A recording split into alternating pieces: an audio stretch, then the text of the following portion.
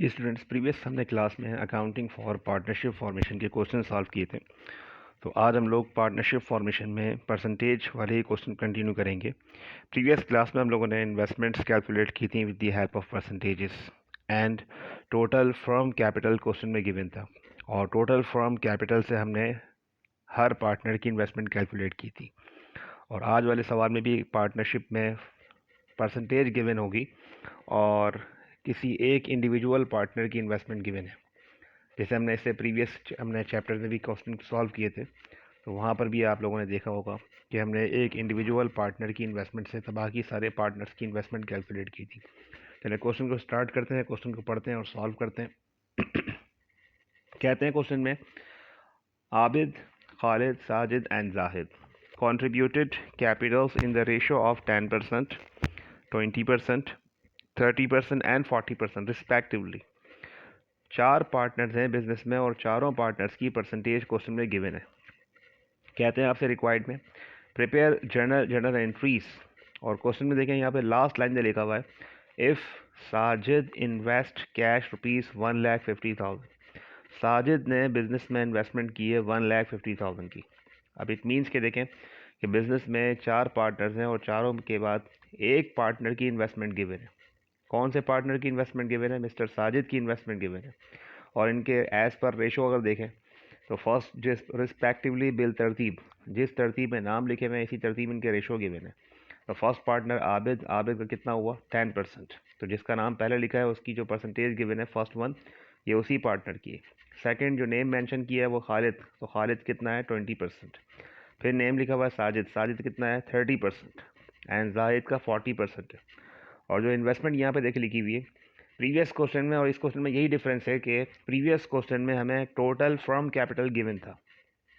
देखिए क्वेश्चन में एक कंडीशन है, शर्त है कि इस तरह भी क्वेश्चन आ सकता है कि क्वेश्चन में अगर लिखा हो कि if the total capital of the firm, अगर फर्म का टोटल कैपिटल गिवन हो तो इन्वेस्टमेंट किस तरह कैलकुलेट करनी है हर पार्टनर की। और यहाँ पे लिखा हुआ है साजिद ने इन्वेस्ट किया कैश 1,50,000। तो साजिद की इन्वेस्टमेंट गिवन है और बाकी इस पार्टनर की इन्वेस्टमेंट से बाकी हमें रिमेनिंग सारे पार्टनर्स की इन्वेस्टमेंट कैलकुलेट करनी है।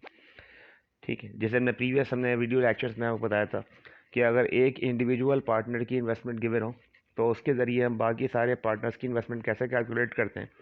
तो जो सेम मेथड तरीका बताया गया था प्रीवियस वीडियो लेक्चर्स में, अगर आपने वो प्रीवियस वीडियो लेक्चर वॉच नहीं किए तो पहले उसको वॉच करें, देखें और उसको अंडरस्टैंड करें पहले, और उसके बाद अगर देखें इस क्वेश्चन को कंप्लीट कीजिएगा तो ये क्वेश्चन आपको बआसानी समझ में आ जाएगा।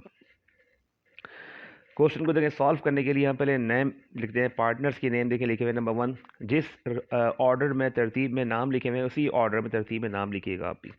तो फर्स्ट वन देखें नाम लिखा हुआ है आबिद, फिर खालिद, फिर साजिद एंड जाहिद। तो आपने भी रेशो इस तरह लिखना है कि आबिद रेशो बनाना है खालिद एंड साजिद एंड जाहिद। सबके देंगे रेशो गिवन है, परसेंटेज गिवन है 10%, 20%, 30%, 40%। और थर्ड वन में देखिए लिखा है साजिद इन्वेस्ट कैश ₹1,50,000। साजिद ने इन्वेस्टमेंट की है 1,50,000। अब देखें एक इंडिविजुअल पार्टनर की इन्वेस्टमेंट गिवन है लेकिन बाकी पार्टनर्स की इन्वेस्टमेंट गिवन नहीं है, बाकी पार्टनर्स की इन्वेस्टमेंट कैलकुलेट करनी है।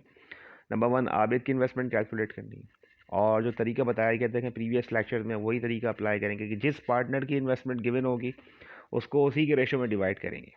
यहाँ देखें इन्वेस्टमेंट गिवन है किसकी है? साजिद की। जब ये साजिद की इन्वेस्टमेंट गिवन है तो इट मीन्स कि उसको हम डिवाइड करेंगे उसी के परसेंटेज में। तो साजिद की जो परसेंटेज है वो कितनी है? 30%। तो 1,50,000 को डिवाइड किससे करेंगे? 30% से। हर जगह हर पार्टनर की इन्वेस्टमेंट कैलकुलेट करने के लिए 1,50,000 को 30 में डिवाइड करेंगे। क्यों 30 में डिवाइड क्यों करेंगे? क्योंकि ये जो इन्वेस्टमेंट है ये पूरी 100% नहीं है, इसीलिए इसको हम डिवाइड 100 से नहीं कर सकते। इसको हम डिवाइड करेंगे 30 से और मल्टीप्लाई करेंगे जिस पार्टनर की इन्वेस्टमेंट आप कैलकुलेट करनी है। आपने इन्वेस्टमेंट कैलकुलेट करनी है आबिद की, तो आप मल्टीप्लाई करेंगे इंडिविजुअल पार्टनर। तेरे फर्स्ट वन देखें आबिद की इन्वेस्टमेंट कैलकुलेट कर रहे हैं, तो 1,50,000 को डिवाइड किससे किया? 30 से, और इन्वेस्टमेंट जिसकी मालूम करनी है उसके रेशो से मल्टीप्लाई कर लें, यानी divide by 30 and multiply by 10। इसी तरह से खालिद की इन्वेस्टमेंट कैलकुलेट करनी है तो 1,50,000 डिवाइड बाय किससे? 30 से, एंड मल्टीप्लाई किससे? 20 से। इसी तरह साजिद की तो इन्वेस्टमेंट क्वेश्चन में गिवन है 1,50,000, और जाहिद की इन्वेस्टमेंट मालूम करनी है तो 1,50,000 को डिवाइड किससे करेंगे? 30 से, एंड मल्टीप्लाई किससे करेंगे? 40 से। आपने एक बात ऑब्जर्व की कि हमने यहाँ भी देखें डिवाइड किससे 30 से किया, यहाँ भी देखें डिवाइड 30 से किया, यहाँ भी देखें डिवाइड हमें किससे किया 30 से किया। तो ये इंपॉर्टेंट चीज़ है, आपको ये अंडरस्टैंड करना है कि जिस पार्टनर की इन्वेस्टमेंट होगी उसको उसी की परसेंटेज रेशो में डिवाइड कर लेंगे। तो 1,50,000 को डिवाइड बाय 30 से, divide by 30 and multiply by जिस पार्टनर की इन्वेस्टमेंट कैलकुलेट करनी है। आपको इन्वेस्टमेंट फर्म की कैलकुलेट करनी है। अगर टोटल कैपिटल निकालना है भाई, टोटल कैपिटल कितना होना चाहिए, तो वही करेंगे 1,50,000 को डिवाइड 30 से ही करेंगे और मल्टीप्लाई कर देंगे 100 से।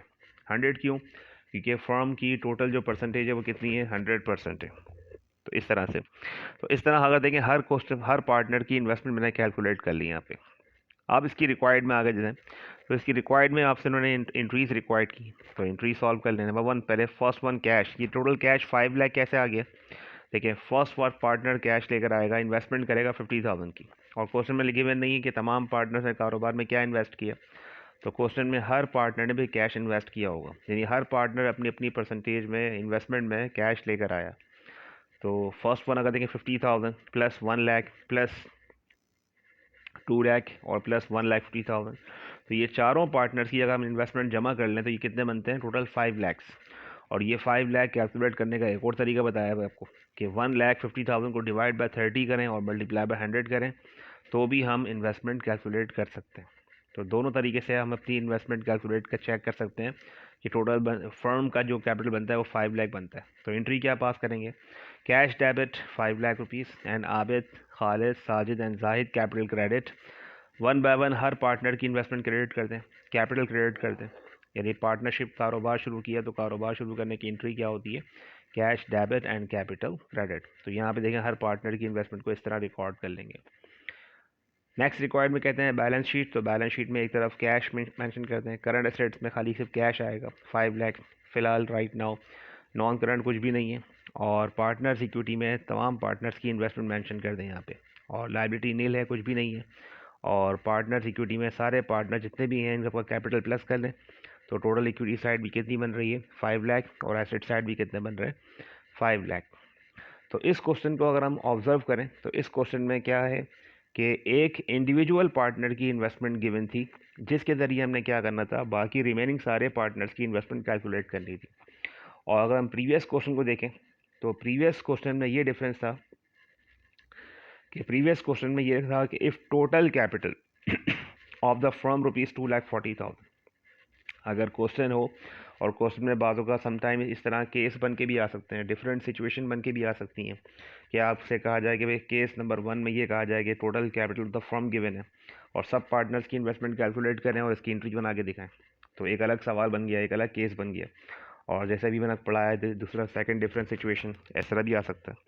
तो क्वेश्चन में अगर लिखा हो if total capital of the firm rupees 2,40,000, तो इट मीन्स कि टोटल फर्म की इन्वेस्टमेंट गिवन है, और जब टोटल फर्म की इन्वेस्टमेंट गिवन है तो one by one her partner की इन्वेस्टमेंट कैलकुलेट करेंगे जैसे तरीके बताए थे। अगर टोटल फर्म कैपिटल हो तो फिर उसको इस तरह डिवाइड करते हैं, 2,40,000 मल्टीप्लाई बाय 10 डिवाइड बाय 100, यानी सब में डिवाइड बाय 100, डिवाइड बाय 100, यहाँ भी देखें डिवाइड बाय 100, यहाँ भी देखें divide by 100 and divide by 100 and multiply करते हैं हर एक पार्टनर की इंडिविजुअल इन्वेस्टमेंट परसेंटेज।